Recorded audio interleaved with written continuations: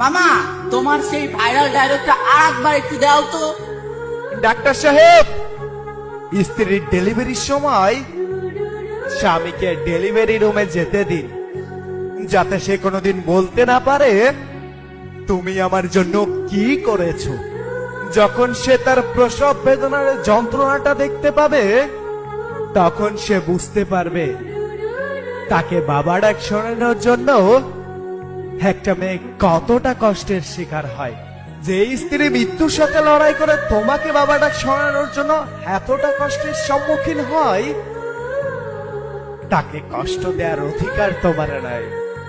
নারী, তুমি পারো বটে, শত অবহেলা সহ্য করার পরও তারপরও সকলকে খুশি করার জন্য আপ্রাণ চেষ্টা করে যাও। সবকিছু কত সহজেই ভুলে যেতে পারো তুমি।